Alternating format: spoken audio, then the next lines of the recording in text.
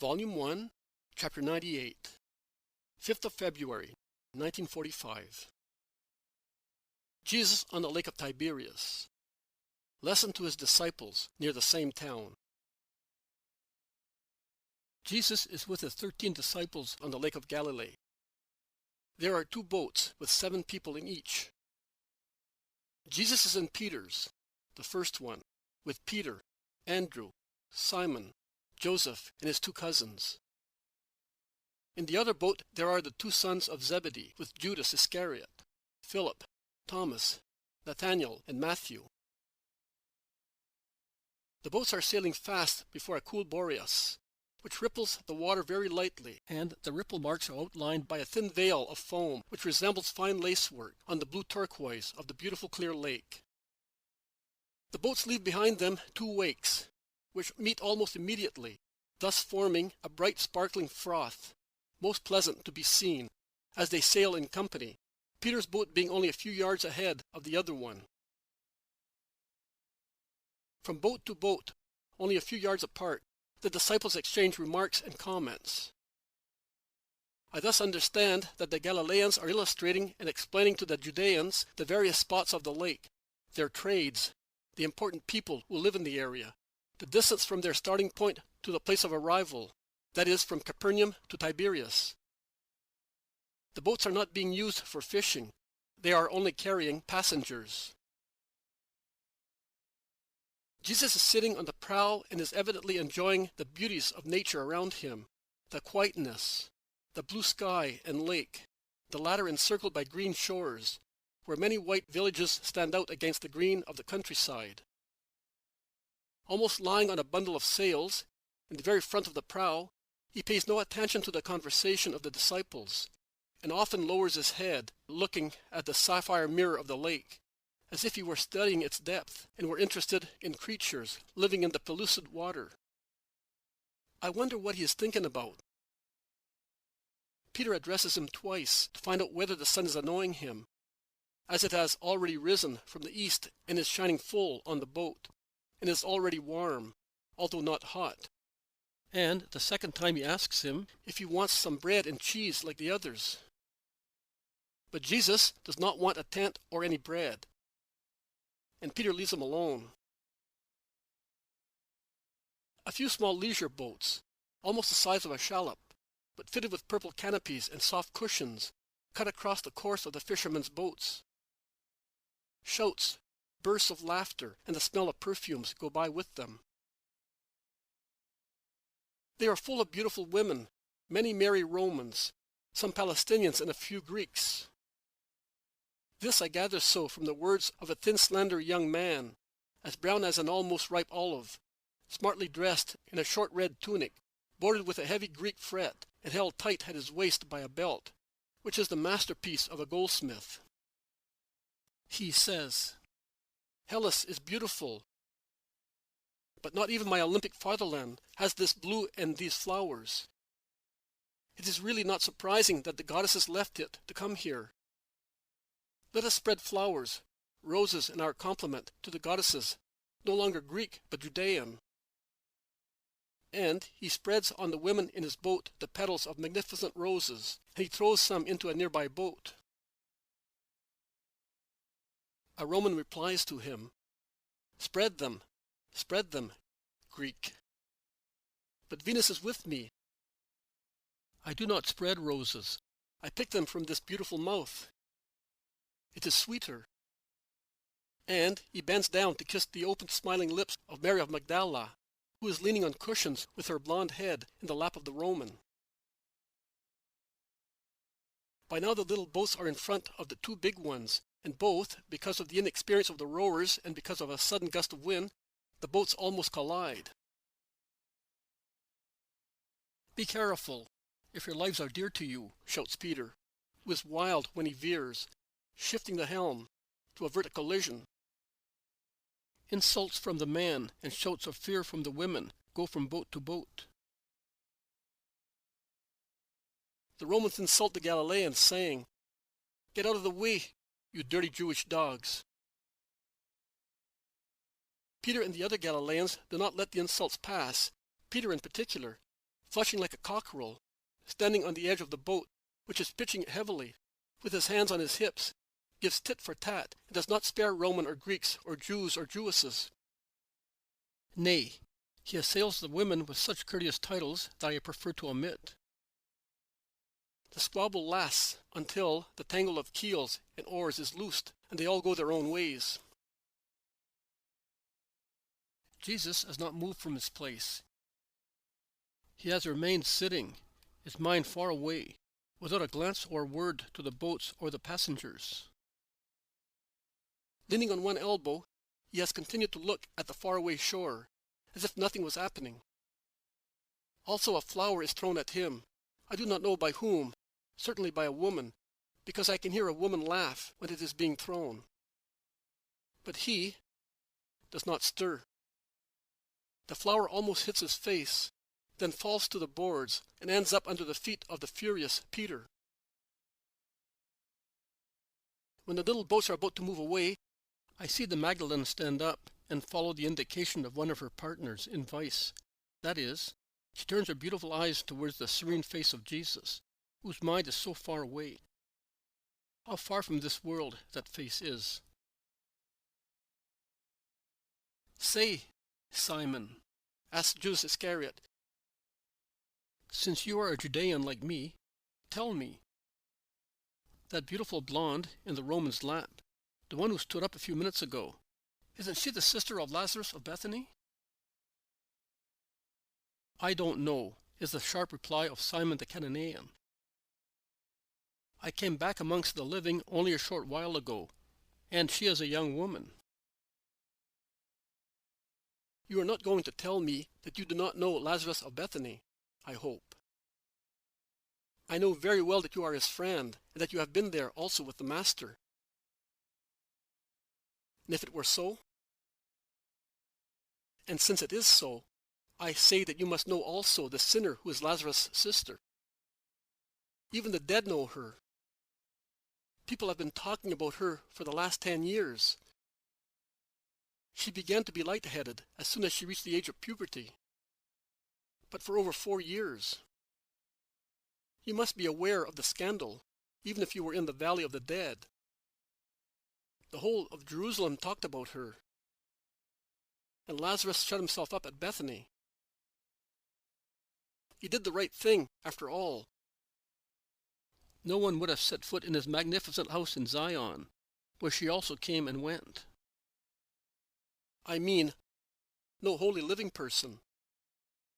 In the country, well, in any case, she is always around, but never at home. She is certainly at Magdala now, with a new lover. Are you not answering me? Can you give me the lie? I am not giving you the lie. I am silent. So it is she. You have recognized her too. I saw her when she was a child, and she was pure then. I have seen her again now, but I recognize her. Although lewd, she is the living image of her mother, a holy woman.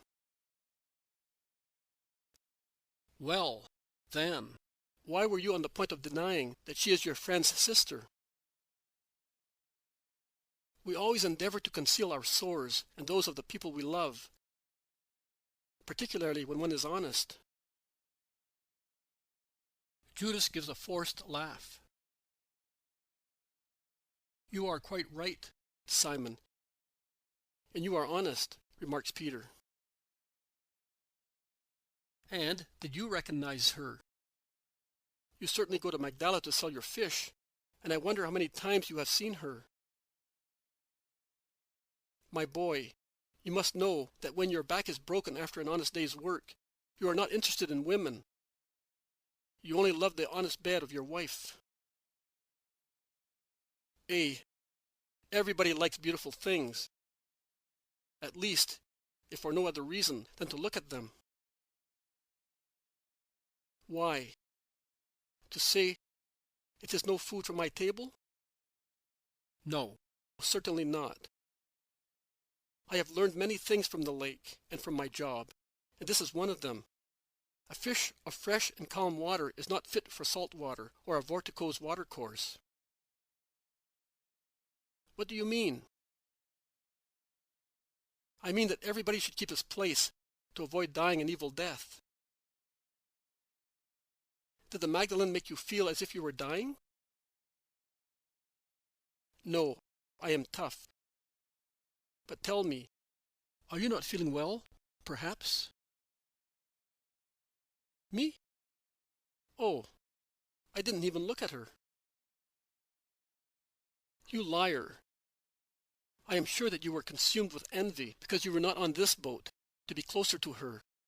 You would have put up even with me, to be nearer. So much so that you are honoring me with your conversation because of her, after so many days of silence. Me? She would not have even seen me. She was always looking at the master. Ha ha ha! And he says that he was not looking at her. How could you see where she was looking if you did not look at her? They all laugh at Peter's remark, except Judas, Jesus and Simon, Zealot. Jesus puts an end to the discussion, which he feigns he has not heard, by asking Peter, "Is that Tiberias?" "Yes, Master, it is. I will now haul." "Wait.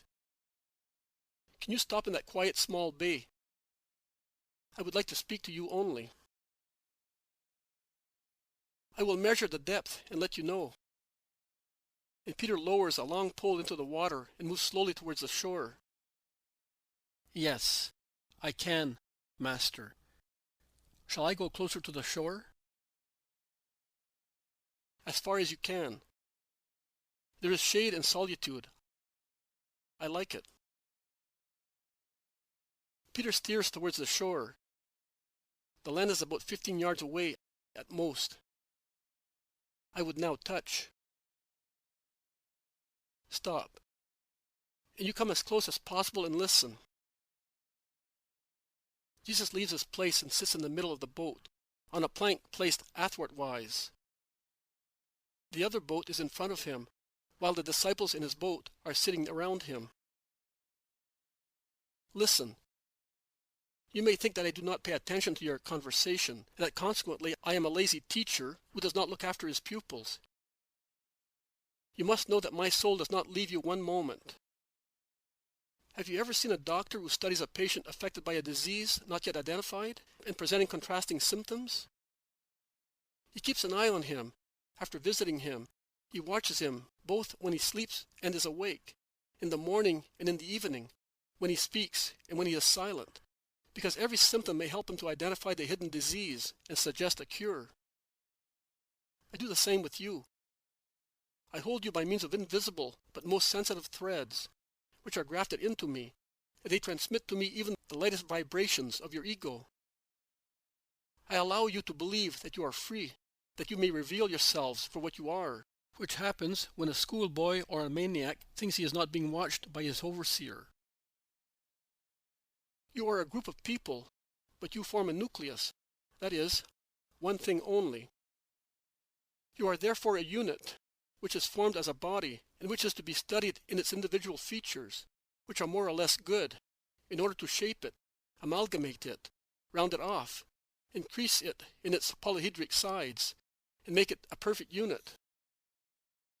That is why I study you, and I study you also when you are sleeping. What are you?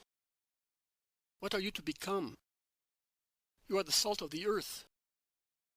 That is what you must become, the salt of the earth. With salt, meat is preserved from putrefaction and many other victuals as well. But if the salt were not salty, could it be used as salt? I want to salt the world with you, to have it seasoned with a celestial flavor. But how can you salt if you become tasteless? What causes you to lose a celestial flavor? That which is human. Sea salt, that is, The salt of the real sea is so salt that it is not good to drink, is it? And yet, if one takes a cup of sea salt and pours it into an amphora of fresh water, then one can drink it, because the sea salt is so diluted that it has lost its biting strength. Mankind is like fresh water mixed with your celestial saltness.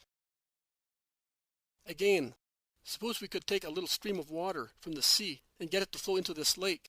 Would you be able to trace that tiny stream? No. It would have been lost in the fresh water. That is what happens to you when you immerse, or rather, you submerge your mission in so much humanity. You are man, I know. And who am I? I am he who has all possible strength. And what do? I communicate such strength to you after calling you. But what is the use of communicating it to you if you dissipate it under avalanches of human influences and sentiments? You must be the light of the world. I chose you. I, the light of God amongst men, that you may continue to illuminate the world after I have gone back to the Father. But can you illuminate if you are smoky lamps which have gone out? No. Nay, with your smoke, an ambiguous smoke is worse than a completely extinguished wick. You would darken the dim light that the hearts of man may still have. Oh, miserable are those who will apply to the apostles seeking God, and instead of light will receive smoke. It will be a scandal and a death for them. But the unworthy apostle will be cursed and punished. Your destiny is a great one, and a great tremendous commitment as well. But remember that who has been given more is obliged to give more. And you have been given the most, both in the way of education and of gifts. You are educated by me, the Word of God, and you receive from God the gift of being the disciples, that is, the continuators of the Son of God. I would like you to meditate upon your election, to examine yourselves thoroughly, to weigh yourselves. And if anyone feels that he is suitable only to be a believer, I will not even say, if anyone feels he is but an unrepentant sinner. I only say, if anyone feels that he is suitable only to be a believer, but does not feel the strength of an apostle, let him withdraw. The world is large, beautiful, sufficient, varied enough for those who love it. It offers all the flowers and all the fruits suitable for the stomach and the senses. I offer but one thing, holiness. And on the earth, it is the meanness, the poorest, the roughest, the thorniest, and the most persecuted thing that exists. In heaven, its meanness is changed into immensity, its poverty into riches, its thorniness into a flowery carpet, its hardness into a smooth, pleasant path, its persecution into peace and beatitude. But here, it is a hero's labor to be a saint. That is all I can offer. Are you willing to remain with me? Do you not feel like staying? Oh, do not be amazed or sorry. You will hear me ask you this question many times. And when you hear it, please think that my heart weeps asking it, because it is wounded by your insensibility to your vocation. So examine your own consciences, then judge with honesty and sincerity, and then make up your minds. Make up your minds so that you may not become reprobates. Say, Master, friends, I realize that I am not made for this life. I kiss you goodbye, and I say to you, pray for me. Better so than to betray. Better so. What do you say? Betray whom? Whom? Me. My cause, which is the cause of God, because I am one thing with the Father. And yourselves, yes, you would betray yourselves. You would betray your souls, giving them away to Satan. Do you wish to remain Jews? I will not force you to change. but do not betray. Do not betray your souls, Christ, and God. I swear that neither I, nor those faithful to me will criticize you, neither will they have you despised by the faithful crowd. A short while ago, one of your brothers said a great word. We always endeavor to conceal our sores and those of the people we love. And he who would go away would be a sore, a cancer, which after growing in our apostolic body would come off because of its total gangrene, leaving a painful mark which we would carefully keep hidden. No, do not cry, you who are the better ones. Do not cry. I bear you no grudge, neither am I intolerant seeing you so slow. You have just been chosen, and I cannot expect you to be perfect.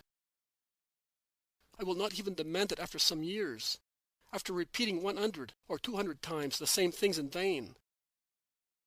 Nay, listen. In a few years' time, you will be less fervent than now, that you are neophytes. Such is life.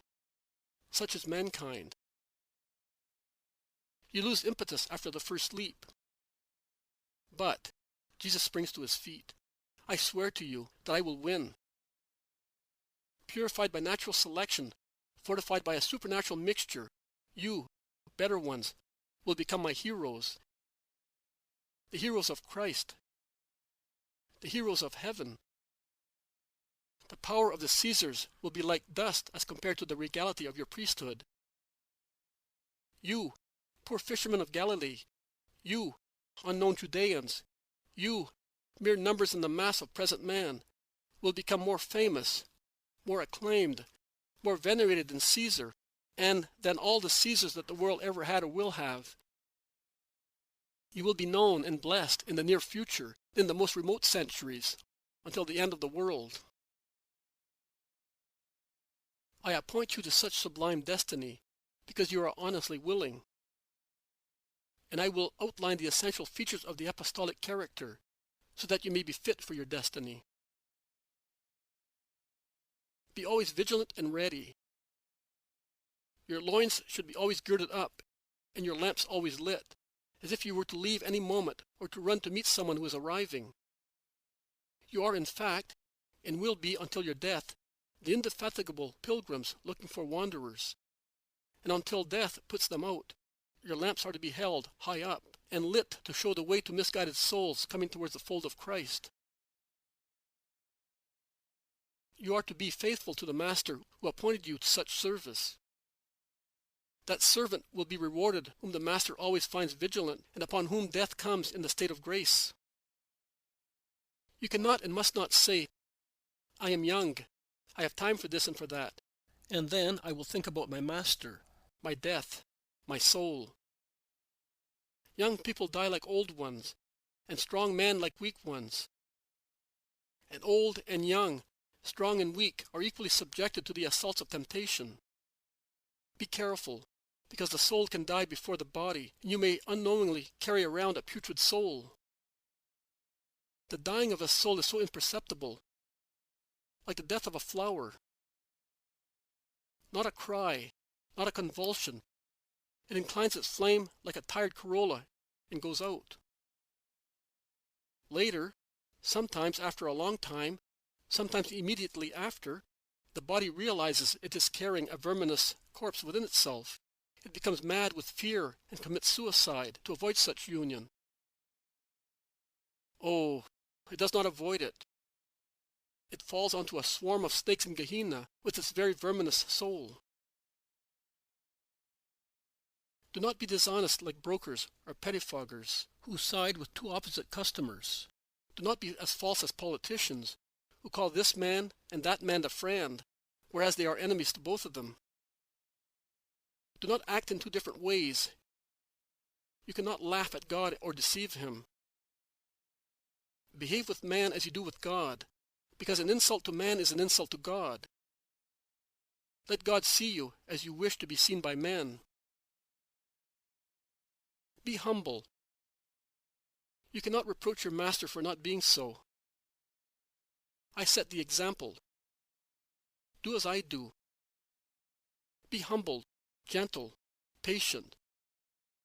That is how the world is conquered, not by violence or force. Be strong and violent against your vices. Extirpate them at the cost of breaking your hearts. Some days ago, I told you to watch over your eyes, but you do not know how to do it. I tell you, it would be better to become blind by pulling out covetous eyes, rather than become lustful. Be sincere. I am the truth, both in sublime and human things. I want you to be genuine, too. Why be deceitful with me, or your brothers, or your neighbor? Why cheat people?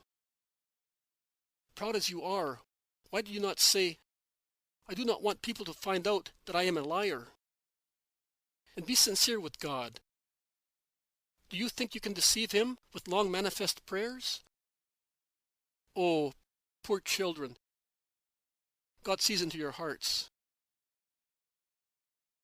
Be chaste in doing good, also in giving alms. An exciseman knew how to be so before his conversion. And are you not capable?